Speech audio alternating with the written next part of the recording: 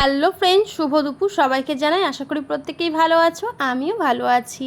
আজকেও বাজার থেকে এনেছে ইলিশ মাছ। আর দেখো, আজকেও কিন্তু কেটে আনিনি, গোটাই নিয়ে এসেছে। আগের দিনও গোটা এনেছে, আমি কেটেছি বাড়িতে এনে, আজকেও আমাকেই কাটতে হচ্ছে। আমি কিন্তু বন্ধুরা তোমাদের মতো এত সুন্দর ভালো করে মাছ কাটতে পারি না, কোনো রকম মানে চলে যায় আর কি, যেটুকু কাটি খুব ভালো পারি না। আর মাছটা দেখে ভাবছি কোন দিক থেকে আগে শুরু করব। তো আজকে দেখো, তবুও যেমনই হোক কাটতে তো আমাকে হবেই, সেই মনে জোর নিয়ে আজকে মাছ কাটতে শুরু করে দিয়েছি। আজকের মাছটা অ্যাকচুয়ালি গাদা আর পেটি বার করব, তার জন্য দেখো মাঝখান থেকে আমি কেটে নিয়েছি। আর আগে মাথা লেজা কেটে নিলাম, তারপরে গাদা বার করবো বলে মাঝখান থেকে কেটে নিয়েছি। বন্ধুরা তোমরাই বলো তো, মাছটা কাটাটা কি ঠিক হয়েছে আমার? তোমরা কিন্তু কমেন্ট করে জানিও যে ঠিকঠাক কাটতে পেরেছি কি না। ওই যে আগেই বললাম, তোমাদের মতো কিন্তু আমি অত ভালো করে কাটতে পারি না মাছ। তবে আজকে আমাদের বাড়িতে অনেক লোক আসবে, তো তার জন্য আমার শুধু ইলিশ মাছ না, অনেক কিছুই রান্না করতে হবে। তার জন্য সকাল থেকে আমার মানে একটু রেস্ট নেই। সকালের খাবার করেই, জলখাবার তৈরি করেই আমি লেগে পড়েছি মাছ। আর দেখো পাশে মাংস রেখেছি, মাংসটাও ধোবো, যেহেতু দুটো বাচ্চা আছে, মানে ওই বাচ্চা দুটো মাংস খাবে, ও আবার মাছ খায় না তো কাটা বলে। দেখো তারপরে কথা বলতে বলতে চলে এলাম, মাছটা ধুয়ে নিয়ে চলে এসেছি ঘরে। আর এসে নুন হলুদ ভালো করে মাখিয়ে নিয়েছি, আর মাথাটাকে দুখণ্ড করে দিয়েছি, কেননা আমার হাজব্যান্ডও মাথা খেতে পছন্দ করে। আর এদিকে হলুদ মাখানো রেডি, এবার মাছের বিয়ে দেবো। আর এদিকে কেটে নিয়েছি দেখো কাঁচকলা, বেগুন আর আলু। কাঁচকলাটা একটু বেশি দিয়েছি, কেননা সবাই খাওয়ার সময় কাঁচকলাটাই চাই, ওই জন্য। আলু তো কেউ খেতেই চায় না, শুধু কাঁচকলা খেতে চাইবে, ওই জন্য কাঁচকলার পরিমাণটা একটু বেশি দিয়েছি। আর এদিকে একটা কড়াই গরম করতে দিয়ে দিচ্ছি, তার মধ্যে সামান্য জিরে ফোড়ন দিয়ে দিলাম, আর দিয়ে দিলাম আলু আর কাঁচা লঙ্কা। আলু আর কাঁচা লঙ্কাটাকে একসঙ্গে ভালো করে ভেজে তুলে নেবো আগে। তো দেখো এগুলোর মধ্যে সামান্য নুন আর সামান্য হলুদ দিয়ে কাঁচকলা আর আলুটাকে আরও বেশ কিছুক্ষণ ভালোভাবে ভেজে নেব।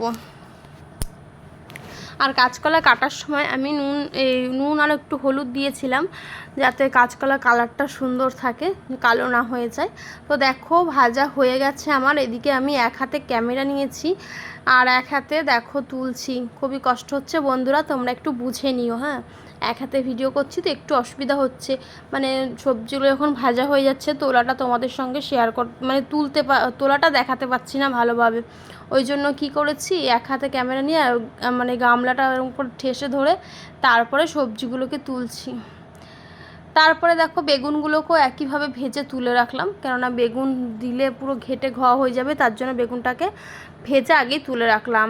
আর যেই তেলটা ছিল ওই তেলের মধ্যেই অনেকগুলো লঙ্কা চিড়ে দিয়ে দিয়েছি, সেগুলো একটু তেলের ওপরে দিয়ে নাড়াচাড়া করে নেব। তেলের ওপরে একটু ভেজে নিলাম, তারপরে দিয়ে দিলাম আলু আর কাঁচা লঙ্কাটা, আলু আর কাঁচকলাটাকে দিয়ে দিলাম। দিয়ে এটার মধ্যে একটু নুন হলুদ দিয়ে ভালো করে কিছু সময় ভেজে নিলাম। তারপরে দিয়ে দিলাম জল পরিমাণ মতো। জলের পরিমাণটা একটু বেশি দেবো। আজকে আমি কিন্তু লঙ্কাটা বেটে দিইনি, চিড়েই দিয়েছি। আর এদিকে দেখো আমি ঝোলটা বসিয়ে দিয়েই জিরে বাটতে শুরু করে দিয়েছি। আর এদিকে ঝোল ফুটতে শুরু করেছে যখন, তারপরে দিয়ে দিলাম ভেজে রাখা সেই বেগুনটা। তারপরে আবারও কিছুক্ষণের জন্য ঢাকনা দিয়ে দিলাম। দেখো ঝোলটা বেশ ভালোই ফুটে উঠেছে। তারপরে আমি কাঁচা যে ইলিশ মাছটা ছিল, নুন হলুদ মাখিয়ে রেখেছিলাম, সেই মাছটা দিয়ে দিলাম ঝোলের ওপরে। মাছটা ভালোভাবে সাজিয়ে দিয়ে তারপরে আমি খুন্তি দিয়ে আস্তে করে নেড়ে দিলাম একটুখানি, দিয়ে আবারও একটা ঢাকনা দিয়ে এটাকে ঢেকে দেবো ফোটার জন্য। প্রথমে 5 মিনিট একটু জোরে দেবো গ্যাসটা, তারপরে আবার একটু কমিয়ে দেবো। তো দেখো ঝোলটার কালারটা কি সুন্দর হয়েছে। এবারে যে জিরেটা আমি শিলে বাটলাম, সেই জিরে বাটাটাকে এবার দিয়ে দেবো ঝোলের ভেতরে। আমি আবার আজকে কী করলাম, একটু চামচ দিয়ে নাড়াচাড়া করে দিলাম জিরেটা। আর এইভাবে বন্ধুরা একবার রান্না করে দেখো, খেতে কিন্তু দুর্দান্ত লাগে। রেসিপিটা কেমন লাগলো সেটা জানাতে ভুলো না কিন্তু। দেখা হবে আর একটা নতুন রেসিপিতে। টাটা।